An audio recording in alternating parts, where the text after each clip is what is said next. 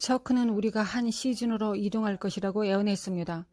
이번 봄 아마도 4월까지 특별히 세계적으로 전쟁 분위기가 될 것이라고 말했습니다. 당신은 그것이 우리가 러시아와 우크라이나 사이에서 볼 수 있는 그런 종류의 분쟁이 반드시 일어날 것이라고 말하지는 않았지만 분쟁의 때가 있을 것이라고 말했습니다. 그것에 대해 조금 자세히 설명해 주시겠습니까? 제가 그곳 당신들의 모임과 그 지역에 있는 백향목 산에 갔을 때 주님께서 저에게 말씀하셨습니다. 사무엘하 11장 1절에 왕들은 봄에 출전한다 고 하셨습니다. 저는 계속 곰곰이 생각했습니다. 제가 생각하기에 체드가 운전을 하고 다니엘과 엠버가 함께 있었던 것 같습니다. 주님, 무슨 말씀이십니까? 라고 질문 드렸습니다. 왜냐하면 제가 여러분 둘과 함께 있을 때마다 일반적으로 듣는 방식이 아닌 다른 방식의 포털이 열리고 다른 느낌을 경험하면서 듣기 때문입니다. 그래서 저는 당신들이 옆에 있으면 사도적 혹은 애언적 망토가 저를 더 씌우는 느낌이 듭니다. 그래서 제가 듣기가 쉽고 애언하기도 쉬워집니다. 저는 다윗이 아람 사람들과 전쟁을 하러 갔어야 했던 사무엘하 11장 1절로 가보았습니다. 다윗은 그때 전쟁에 나가지 않았습니다. 전쟁에 나가지 않았을 때 그것이 다윗에게는 어떤 의미가 되고 어떤 사태가 발생했는지 생각해 봐야 합니다. 주님께서 저에게 두 가지를 말씀하시기 시작했습니다. 그는 무엇보다 분쟁이 일어날 것이라는 것을 저에게 보여주기 시작했습니다. 저는 러시아와 중국에 대한 기도를 합니다. 물론 저는 80년대 러시아와 중국에 대한 배경 지식이 있기 때문입니다.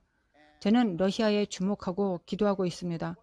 그러나 주님께서 제게 말씀하신 것은 우리가 봄에 수동적이어서는 안 된다고 말씀하셨습니다. 2020년 봄부터는 수동적이면 안 된다고 말씀하셨습니다. 이것이 하나님께서 하신 말씀인 것입니다. 우리가 코강기에 함께 겪었던 모든 것과 그동안 일어났던 모든 것들로 완전히 캡슐화된 신체에 있는 수동성입니다. 우리는 봄이 오기 전에 수동성에서 벗어나야 합니다. 하나님의 백성으로서 세상의 분쟁 때문에 더 효과적으로 일어나 기도하기 시작할 수 있었습니다. 그는 저에게 세계 분쟁을 보여주셨습니다. 그리고 나서 당신들이 개입하여 당신들의 일들에 대하여 서로 토의했을 때 제가 더 많은 통찰력을 얻을 것이라고 생각합니다. 그가 저에게 하늘에 있는 추수 낫을 보여주셨습니다.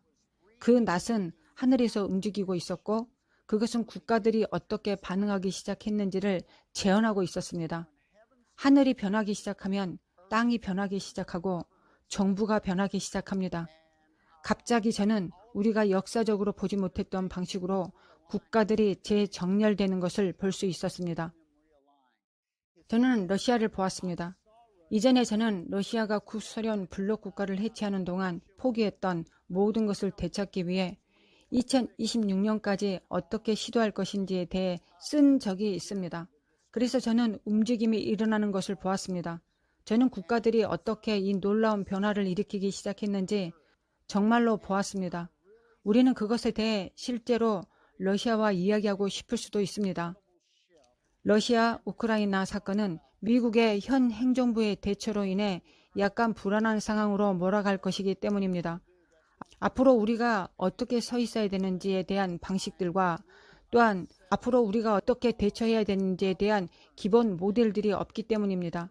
물론 중국에서 열리는 올림픽과 함께 저는 1986년부터 2026년까지 하나님께서 저에게 중국에 대한 윤곽을 보여주신 때를 기억합니다. 여러분 중 일부는 우리나라가 지구에서 매우 빠르게 변화하고 있는 나라 중에 하나라는 것을 이해해야 합니다. 우리는 지구에서 매우 빠르게 변화하고 있는 나라입니다. 2026년까지 우리가 누구인지 정확히 인식하기 어려울 것입니다. 애언자 평의의 여러 회원들은 10년 전부터 중국이나 러시아, 중국과의 전쟁을 애원하기 시작했습니다. 이란은 필요한 석유와 그런 것들을 많이 줄 것입니다. 그때 러시아와 중국의 만남이 있었다고 생각합니다. 미넨 올림픽이 끝난 뒤 히틀러가 전쟁에 돌입한 것처럼 베이징 올림픽이 끝난 뒤 중국에서 무슨 일이 벌어질지 모른다는 추측이 있습니다. 우리는 전쟁의 시즌에 있습니다. 깨달아야 할 것은 우리가 두려워하지 않는다는 것입니다. 그러나 우리는 전에 한 번도 기도한 적이 없는 것처럼 기도해야 합니다. 우리에게는 기도의 군대가 있습니다. 지구에 거대한 기도의 군대가 있습니다. 그 어느 때보다 신디와 마이크가 더 잘 준비를 갖추고 있는 것 같습니다. 우리가 더 성숙해진 것 같습니다.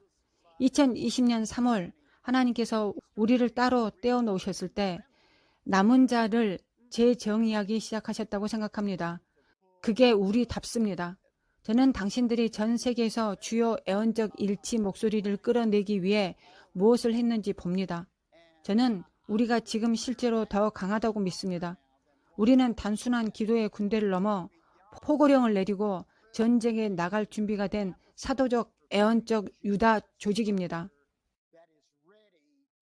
우리는 릭 조이너와 척과 함께 있고 거기에는 많은 사람들이 있습니다. 일부는 군대 배경을 가지고 있고 일부는 하나님께서 국가를 다루심에 있어 많은 경험을 가지고 있습니다. 정부, 경제, 외교 관계 등 우리는 경험들이 있습니다. 이 때문에 그들은 무슨 일이 일어날 준비가 되었는지 거의 알려줄 수 있습니다.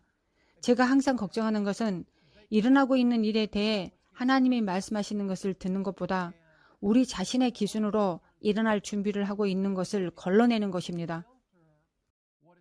그러면 우리는 잘못된 방향으로 기도하기 시작할 수 있고 실제로 이번 시즌에 하나님께서 하시려는 일을 방해할 수 있습니다. 당연합니다, 마이크. 그것은 우리가 왕국의 일부라는 것을 기억해야 하기 때문에 이해하는 데 매우 중요합니다. 우리는 모든 나라들 위의 한 나라입니다. 하나님은 먼저 그의 선지자들에게 알리지 않고는 아무 일도 하지 않으실 것입니다.